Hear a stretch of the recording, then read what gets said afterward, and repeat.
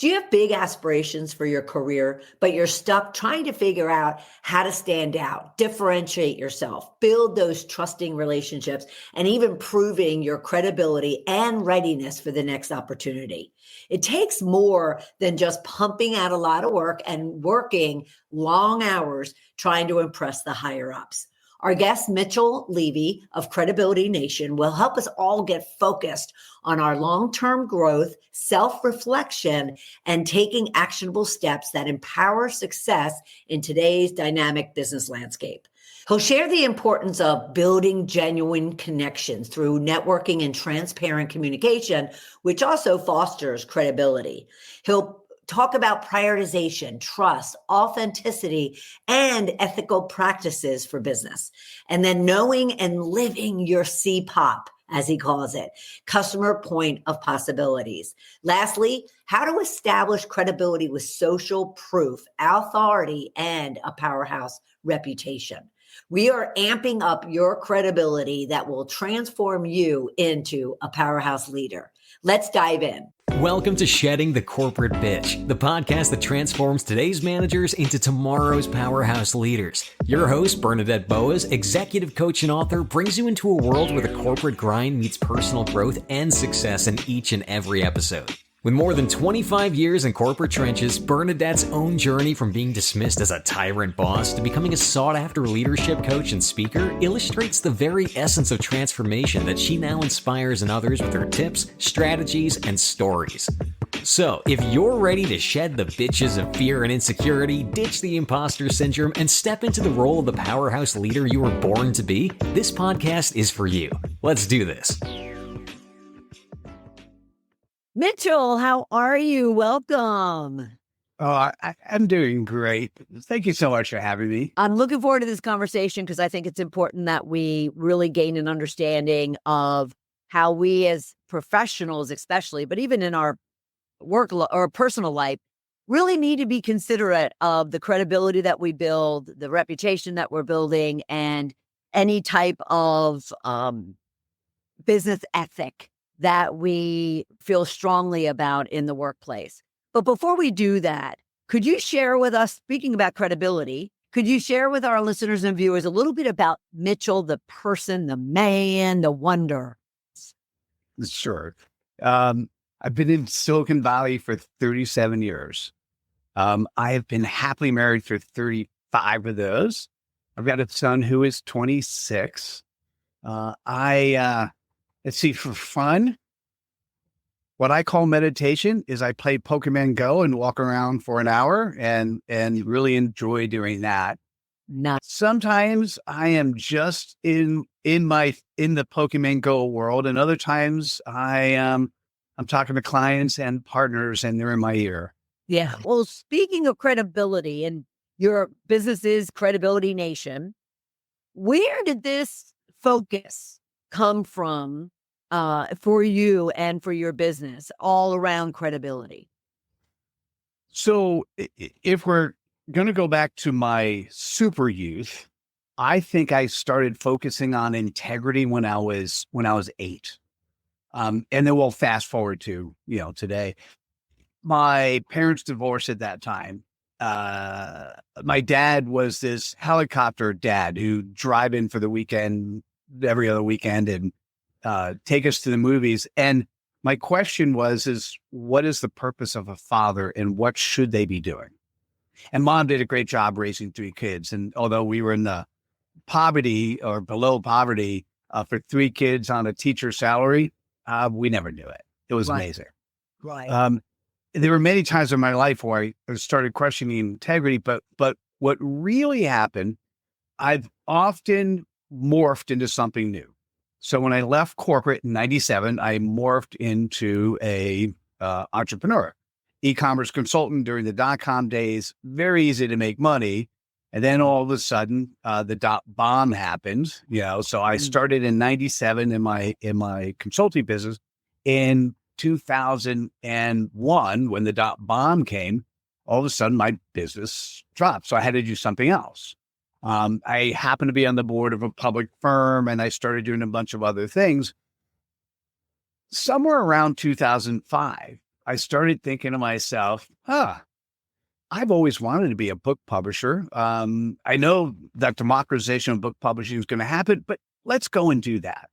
So I've created 4 book publishing companies. We've published 750 books. Nice. And I knew the democratization of book publishing was going to happen. And I thought to myself, it was around 2019. I go, well, I got to find something new. It was a great 6-figure business for all of those years. And I'm like, I got to find something new. So I said, what does it that I've helped so many authors get themselves out there and become thought leaders? What is it that they really want? And I thought, they want credibility. Okay, got it. So then I looked in the dictionary for the definition of credibility. I go, that's not right.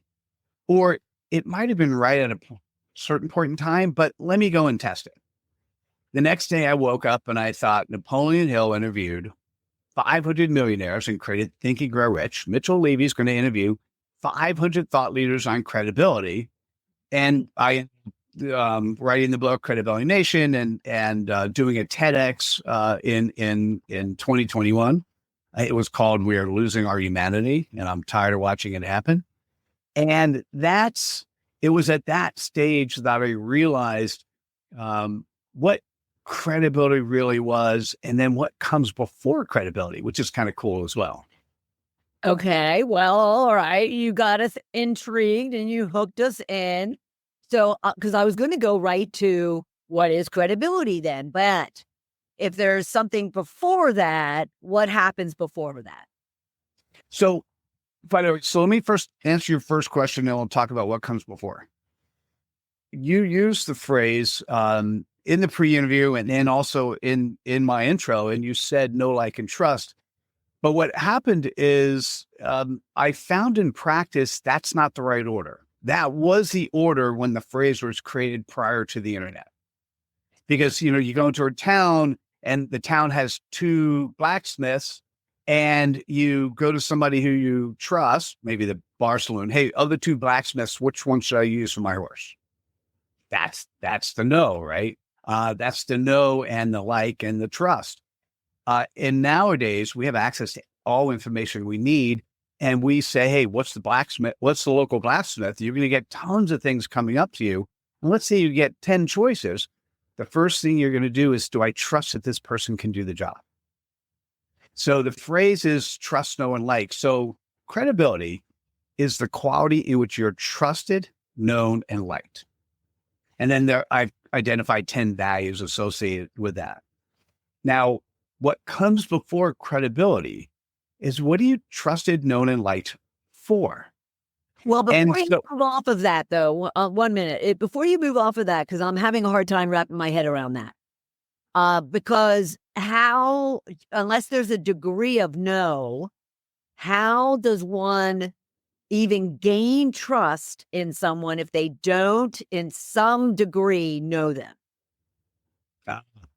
So it's let me redefine know for you. It's not that I know of you, it's that I know you. So let's use the example of you searching for a service. Or I'm interested in looking at your service, right? I'm looking at you. Someone, I might type into Google and all of a sudden this podcast pops up or your website pops up. Now, if I'm actually looking at you and I've done a Google search or I've searched on any one of the AIs, I might have said, hey, give me the top 10. And so I'm going to give the top 10 the first 3 to 5 seconds to actually establish, hey, is this somebody I can trust? Is this a trustworthy site or is it crap? If it's crap, I'm going to move on. If it's trustworthy, I'm then going to say, let me get to know them a little bit better. So I'm going to probably spend 50 to 60 seconds taking a look at the site. And when I look at the site, for instance, somebody asked, I got a podcast. Somebody asked to be on my podcast this morning. I looked at their site and I'm like, oh, interesting. Okay, I will have a preview. And then I went to the bottom of the site and I watched their video. And normally, I only watch a video for 30 seconds, but it was so intriguing. I spent the entire 2.5 minutes watching the video of all the testimonials, all strung together well. And she did such an amazing job. It was an easy yes. I mean, Right. I said yes before I interviewed her because I got to know her through her customers. All right. And then guess what? I got to like her through her customers because she did, when the clips that she was having, when one of her customers would say something, she'd smile at unique points in time. I got to like that. And so I really got to, no, it's not that I know of, but I actually know you. What's important to you? What's valuable Right. to you? Right. Okay. Okay. I can get my head around that. All right. So we're clear on that. And then you were going to share what comes next, you said, is credibility. And so in your world, what you've discovered, what is credibility? It's the question becomes, are you credible in or about what? And so you actually said it in the question. It's clarity. And what I've done now over 1,000 times is I have a formula to be able to talk to any company or any human and allow them to articulate in less than 10 words where they are executing on their purpose. Because here's the cool part. If you are every day playing in your playground, playground, right? You're having fun and you're playing in your playground. And when you're answering questions and you're communicating and you're writing posts and you're solving clients' problems and you're playing from your playground, you have a consistent way in which you're showing up. That level of consistency is what brings in, the alignment of your internal and external integrity. It's what allows you to show up. We use the word ethics here, ethically in the same way, regardless of the situation, because you have a playground, you have a compass in which you can help yourself make decisions. Clarity is the thing that will allow you to have a compass for your decisions and your behavior. And if you then take that compass and you do a good job marketing and you show that compass on your website, on your social, how you engage with people, you've also created a magnet for people to be attracted to you. So clarity comes first. Right. Oh, very nice. And is clarity the end all be all when it comes to credibility, when it comes to someone building the reputation that would attract others? It's a very good question. It's not the end all be all. It is the way in which you can narrow down and focus on what's important to your audience. It's a way you could narrow down, focus on what's important to you. Right. And what happens is we've learned so many marketing cookie cutter approaches that are just crap. Right. And so we've been told that the bigger the audience we go after, the bigger the fish net, the more fish will catch. Right. Well, the opposite is true. The more narrow you could focus. For instance, let me share mine. And now I'm in the middle of transforming.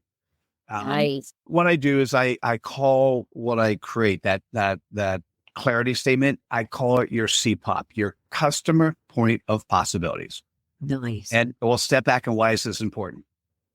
If you are a credible human, you are one of the 10 values of credibility is your servant leader. You are of service to an audience. So the CPOP is who are you serving? And 1, 2, or 3 words. And you heard people go, well, I serve this audience and this audience and this audience. And by the time they've done that, you have no idea who they are. So think about my trick for most people is where does 80% of your revenue come from? And that's the audience you serve. So in the corporate space is who do you serve, right? And then what happens is you make decisions. Where do I do my social media? Where do I do my outreach? What publications should we be in? What conferences should we speak at? that's when you start speaking. If you know the audience you play in, and by the way, it could be, depending on the company, there are different ways to describe it. But for each division or each department or each functional area, there's a very focused audience that then rolls up into a much larger corporate CPOP. And then what happens is the decisions you make is, well, like you said, if I talk here, is it going to influence somebody? Because the best marketing is marketing somebody who's going to refer you. Word of mouth, because today, we don't know about deep fakes. We don't know about all this stuff online. So if I said to you, hey, I have a service I need to do, and you told me, well, you and I have built a relationship together, I'm going to trust that recommendation. They're going to get past the trust immediately. I'm going to get to know and like them. And the whoever you recommend there's a much better chance I'll use them because you recommend them for me too. So you were going on to say that if they were a kind of a revenue generating individual. So when in terms of narrowing down the audience, what you want to think about is, where does 80% of your revenue come from today? So who do you serve? And the next element is what is from their perspective, not your perspective, what is the major pain point they want to overcome? Or what is the biggest pleasure point they want to reach? 80% of the time, the CPOP is a pain point driven CPOP. But if the audience you're serving, and you'll hear mine is Inc. 5,000 CEOs. If the audience you're serving has an ego, you typically want to give a pleasure point. So my CPOP is a little on the longer side. It's Inc. 5,000 CEOs leading the future with executive gravitas. We could talk a lot about executive gravitas, and I'll come back to that. But what I want to talk about is, one of my friends I shared it with said something interesting, and it kind of made me laugh. I didn't laugh at him, but he said, "So, Mitchell, why are you limiting your audience to 5,000 people?" That's such a great question. I love you. First of all, if a small fraction of the 5,000 said yes today, but I don't have the infrastructure in place. Right. So if 50 or 100 said yes today, that's not, that'll work tomorrow. Today. Right. Second thing is, if you could become known for being the whisperer to an audience that has respect. Now what happens is, well, you could, the cool part, if you've narrowed who you are so narrow, if somebody's, for instance, not an Inc. 5,000 CEO, and they hear that and they trust that, and as they get to know and like me, they're like, yeah, Mitchell, I might want to hire you, but I'm not an Inc. 5,000 CEO yet. Would you work with me? Like, that's okay. That's great. Now I get a choice, Right. Yes, you're not saying no to those outside that scope. You're just making sure that you're very narrow, specific, and clear. Talk about clarity, to then attract other opportunities. Absolutely. So, like, one of the things I did on the corporate space, I wrote an article in CEO magazine on how do you tops down draw based on the simplicity of a CPOP. How do you roll it down inside of a company?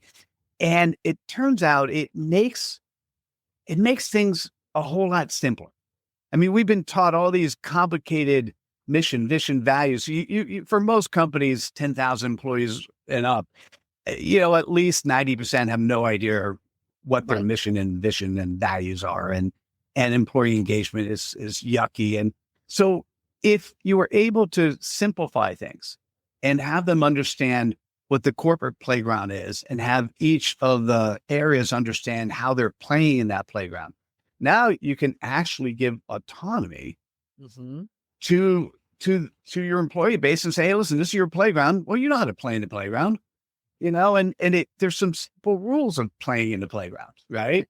Right. And it takes out a lot of the stress and the feeling unknowing and the questions. I mean, I speak to tons of, employees who say, I have no idea what we stand for. Oh, sorry, I shouldn't laugh. That's not really funny, but yes, that's true. That's what happens today. Yeah, but if they had their CPOP, customer point of possibilities, that would help provide that clarity and that kind of, I don't want to say it's a container, but it's almost like a perimeter of how they can operate. I've played with so many words. Painter's a great one. I've ended up with playground because those are nice analogies and a little bit, but it is kind of a container, but it's kind of, there's nothing saying if you're playing in a container, you can't consciously make a decision to walk outside the container, right? It just, Right. I like playground. I like playground. It makes me feel like a kid again. But well, right. Well, by the way, I'll leave this thought. Wouldn't it be great if work really was play? Yeah. I love what I do, so I do consider it kind of playful 95% of the time. But yes, it's very, very, very true. And you mentioned employee engagement, and I think I'm imagining just how that number, that metric would tick up tremendously if their CPOP was trickled down and leaned on a regular basis. It would increase employee engagement, employee effectiveness, and every manager out there would want that. So yeah, absolutely love that. I absolutely love that. Now, tying this back to not only credibility, but integrity, where do you find the biggest breaks, maybe we'll call them, or challenges that leaders are having when it comes to not only knowing and being clear about what they stand for, but living it? Yeah. Wow. Deep breath. It's fundamentally one of the biggest problems or one of the biggest marketing cookie cutter things. You've heard the expression, fake it till you make it. Absolutely stupid. We are under the impression that our leaders need to act and be a certain way. And it's more of the old school command and control format. It's the do as I say, not as I do. Right. And what's important is to walk the walk or the talk you're talking. And so in the 10 values of credibility, there's one value that's repeated twice. It's the only one that's repeated twice. And actually, honestly, at first, I didn't know why. The value of integrity is that value that's repeated twice. So let's now put it under categories. If credibility is the quality in which you're trusted, known, and liked, under trust is the external integrity that the leader exudes. Okay. Under being known, as you get to know the leader better, whether you're an outside customer, vendor, employee, as you get to know the leader better, it's their internal integrity. Now, here's what's interesting. Emotions are one of those things that we feel with other humans, right? And there are many emotions that the emotion of love is powerful. Authenticity, which is also a value of credibility, authenticity is the most powerful emotion that affects other people. And so if a leader is espousing their external integrity and there's a misalignment with their internal integrity, so they're not being authentic, we feel that. Whether you're intuitive or not, you feel that. And that disconnect is like, there's something wrong, but you don't know what it is. That's a problem. And that's where it stems back. That's where we could go into more scientific research on feeling emotions and all that. But that's really where the problem comes from. What can someone do to tap into who they authentically are? So that's what they express and who they express, as opposed to, and I know this really well. I know this whole fake it till you make it really well. But not even the make it part, just the fake it part. But what can someone do to tap into that authentic part of them, which is all of them, so they're expressing that? So we'll give one other thought and then we'll tie it all together. in my research, so I interviewed 500 thought leaders on credibility. What I found was 90% of people I talked to did not know their purpose. And 98% did not have clarity. 98%. So imagine you are born, you live, you die, and you never know your purpose. And it's I'm going to say, I got it. It's like, as a book publisher, people want to write the great American novel. What I've often said to the authors I work with is, hey, let's make that book number 2. Let's write book number 1 first, the one that's important to you. And they're like, okay. And then they go, hey, I got book number 1. I don't know if I ever need to write the great American novel. So let's give you another hint. Instead of finding that purpose in life, and if you do, that's great. You already know it. That's great. Right. Let's find where you are going to execute on your purpose today. And by the way, if you could articulate that in less than 10 words, that's now your CPOP. And if you could play in the playground of your CPOP, now you know what's right and wrong. You could go out and ask other people, hey, this is what I do. What do you think? Right. How should somebody like this act? Is there a disconnect between what I did here and these words? And then truly listen and allow people to share with you how you're doing in relation to one of my favorite coaching methodologies is Marshall Goldsmith's stakeholder-centered coaching. I'm a certified stakeholder-centered coach, and we can guarantee that we could change the perception of behavior that we're making, that somebody's making in the minds of their stakeholders in a 12-month period. Right. So give us a year. If someone's a micromanager, we could make it so that your people don't see you as a micromanager. Therefore, you won't be a micromanager, right? And so if you play effectively in your playground, then you've got a compass that will allow you to make decisions and demonstrate behavior that's in line with your playground, which if you are executing on your purpose in your playground, it all ties together. It's very, very simple. It's just absolutely not easy. Powerful. And it brings you back to authenticity. It allows you to really reveal your authentic self. I have to say, I had gone through that in the 2010 time period, and I was going through my own transformation, the shedding. And all of a sudden I realized I was totally disconnected from like the business I was putting out there, the brand, the services, the customer I was going after. It just never felt right. And the moment I found Ball of Fire, everything I do today, everything became so much easier and clearer and so much more powerful. So I totally get what you're saying. I absolutely love what you're doing with the CPOP. Now, that said, you also have a fabulous community called the Clarity Superheroes community. And you are a very generous individual in that you really provide people with some, education and training, and you have the community, which also provides complimentary courses. Can you share how someone can take advantage of those courses, but more so also just overall the CPOP that they can really lean on? Absolutely. So if you went to, I use a URL, so it's aha.pub. It's a short, it's like a bit.ly. So aha.pub/superheroes. It'll bring you to a community relatively new.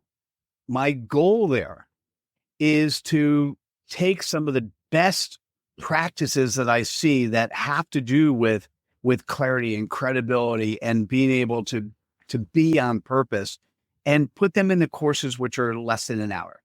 So one of the complementary courses there is, I call it the input-output diagram.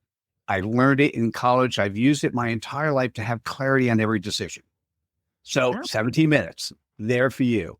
I just completed 2 others. There's one which borrows from Marshall Goldsmith. It's credibility needs to be earned twice.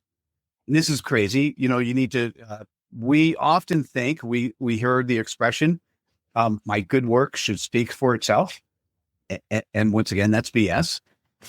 You need to have good work and prove that you're good at what you're doing. Right. And then you need to tell the audience that needs to hear it that you are good at what you do. And so I think that's a 10-minute course that I put out there. So feel free to go there. It's aha.pub/superheroes. And then for me personally, and on there, I do have some paid courses. So if you want to get your CPOP, we do a monthly session. And it's a 90-minute group session. I guarantee everyone gets their CPOP. And what I'll say is feel free to just go to my website. It's just mitchelllevy.com. Yep. And at mitchelllevy.com, you can get access to my calendar. You can see the things that we're doing. And as I mentioned a little bit earlier, I'm in the middle of completely remorphing how I show up. So here's an expression I need you to think about. Sell companies what they want, deliver them what they need. So ultimately, when I work with clients, they're getting clarity and credibility. The moment, what I'm selling, executive gravitas. Yeah. Nice. I love that. Now that's a capper. That's a capper. Just put the cap on that. No, I absolutely love that. And I do want to express to everyone, go to mitchelllevy.com, look over his website, take advantage of the complimentary courses he mentioned at aha.pub/superheroes. And also follow him on LinkedIn. You can just go to Mitchell Levy on LinkedIn and be sure to follow him as well. I absolutely love this whole idea of the CPOP. It does provide the clarity, and it does provide just the energy I've gotten from just having this conversation about it. So I appreciate it very much. Oh, my pleasure. Thanks for having me. And this was a really playful conversation, which I truly enjoyed. So thanks for giving me the space and moving us in the right direction. You're very welcome. I appreciate it. Thank you so much, Mitchell.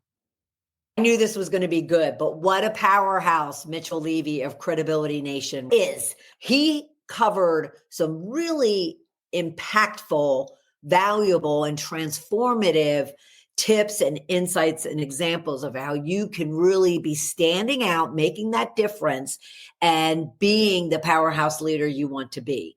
So here's a few of the talking points that I walked away with. The importance of credibility and clarity. What exactly is credibility? And how does clarity really drive enthusiasm and energy and confidence, not only for yourself, but for your team? He then walked through how the old adage of know, like, and trust, he's flipped it around to be really around trust, know, and then like. And he ties that and links that with his proprietary CPOP, the customer's point of possibilities, and how to leverage that to provide that clarity and that energy and that excitement and that clear direction as to where you're going and where your team needs to go. And lastly, and I love this, he talked about a playground, making work fun. And once you have that clarity, once you have that well-defined and communicated CPOP, that you could really be playing in a playground because of the clarity on the direction and even the support and the commitment or buy-in from all the team members. Mitchell was really able to provide us very actionable next steps and tips, including going to mitchelllevy.com, looking over the complimentary courses he has, as well as exactly what he does for his customers when it comes to helping them individually and as teams to really get the confidence, the clarity, and the credibility that is needed in order to really drive change and improve employee satisfaction, as well as grow the business. So I was thrilled to have had this conversation, the opportunity to discuss this with him. And I hope you have too. If you, a team member, or your team has some questions or challenges over and above what we talked about today in regards to credibility and clarity, then be sure to reach out and let's have a conversation. you can go to coachmebernadette.com/discovery call, and let's get you on the right path to becoming that powerhouse leader. And of course, follow the show at balloffirecoaching.com/podcast so you don't miss a single episode.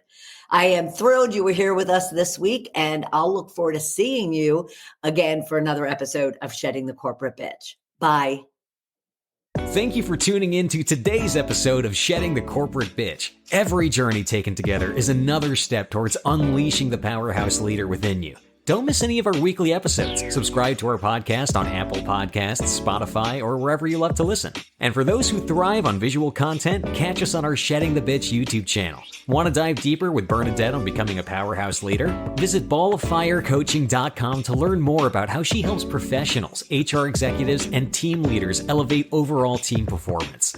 You've been listening to Shedding the Corporate Bitch with Bernadette Boas. Until next time, keep shedding, keep growing, and keep leading.